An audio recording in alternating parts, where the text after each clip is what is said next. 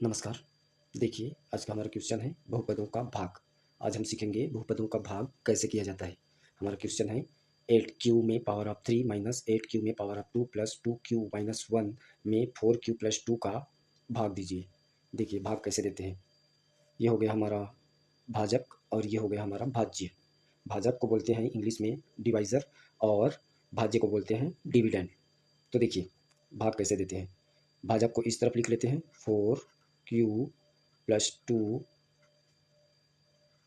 और भाज्य को यहाँ लिखेंगे 8q में 3 माइनस 8q में 2 प्लस 2q माइनस 1 और हम भागफल को ऊपर में लिखेंगे। जो भागफल आएगा उसे यहाँ ऊपर में लिखेंगे। अब देखिए भाज्य में 4 पद हैं, 1 2 3 4 पद और भाजक में 2 पद हैं, 1 और ये 2। तो हमें पहला पद को लेते हुए चलना है, पहला पद को जीरो करते हुए चलना है। तो देखिए जीरो कैसे होगा, भाग देते हैं। सबसे पहले देखिए भाजक के पहला पद में है 4q और भाज्य के पहले पद में है 8q में पावर ऑफ 3। अब सबसे पहले संख्या को कटा दीजिए। अब देखिए 4 का हम ऐसे पहाड़ा पढ़ेंगे कि 8 से ज़्यादा ना हो। जैसे नॉर्मली भाग देते हैं संख्या का वैसे ही देना है। तो 4 के पहाड़ा में 8 कितने बार में आएगा, तो 2 बार में आएगा, तो यहाँ लिख देंगे 2। अब देखिए q हमारे पास भाजक में है q एक बार, मतलब q में है 1 की घात और भाज्य में है 3 की घात। तो हमें q के 1 की घात है उसमें कितने q का गुना करेंगे कि 3 की घात आ जाए। तो 2q का गुना करना पड़ेगा, मतलब 2 की घात का गुना करना पड़ेगा। तो 2 की घात का गुना करेंगे तो 3 की घात मिल जाएगा हमें, क्योंकि घातांक के नियम में होता है अगर बेस समान हो तो अगर हम बेस समान हैं और गुना करते हैं तो जो घात है पावर है वो जुड़ जाता है। तो ये हो जाता है q में पावर ऑफ 3। तो देखिए अब गुना कर दीजिए, 2q में 2 की घात का गुना करेंगे 4q से, तो ये हो जाएगा 4 दूनी 8 और q में 2 और q में 3। अब 2q में 2 की घात का गुना प्लस 2 के साथ भी करेंगे, प्लस 2, तो ये हो जाएगा 2 दूनी 4 q में 2 की घात।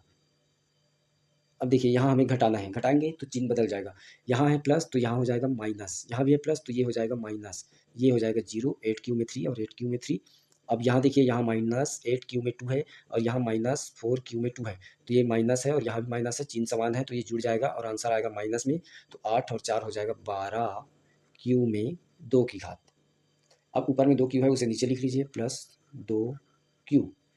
अब देखिए यहाँ, अब यहाँ आ गया 12q में 2 की घात और सामने है माइनस का चिन्ह, तो भागफल में आएगा सबसे पहले माइनस। यहाँ जो चिन्ह है वो भागफल में आएगा। अब देखिए 4 के पहाड़ा में 12 कितने बार में आएगा, 3 बार में, 4 तिया 12। अब देखिए हमारे पास 1q है और यहाँ लाना है हमें 2q, तो 1q और चाहिए हमें, तो पावर ऑफ 2q आ जाएगा। तो 1q से और गुना कर दीजिए। अब 3q का गुना 4q से करेंगे तो ये हो जाएगा 4 तिया 12 और q का गुना q से करेंगे तो q में 2। अब और माइनस, यहाँ माइनस है यहाँ प्लस है, माइनस और माइनस, माइनस और प्लस का गुना माइनस हो जाएगा ये। अब देखिए माइनस 3q का गुना प्लस 2 से करेंगे तो माइनस और प्लस का गुना कर लीजिए तो यहाँ माइनस आएगा। अब 3q का गुना 2 से करेंगे तो 3 दूनी 6q। अब घटाना है, घटाना है तो चिन्ह बदल जाएगा, यहाँ माइनस है तो ये हो जाएगा प्लस, यहाँ माइनस है तो ये हो जाएगा प्लस। अब देखिए 12 माइनस 12 और ये प्लस 12, ये हो जाएगा 0। अब यहाँ भी प्लस यहाँ भी प्लस जुड़ेगा और आंसर आएगा प्लस में, 6 और 2 8q। अब ये -1 यहाँ नीचे लिख लीजिए।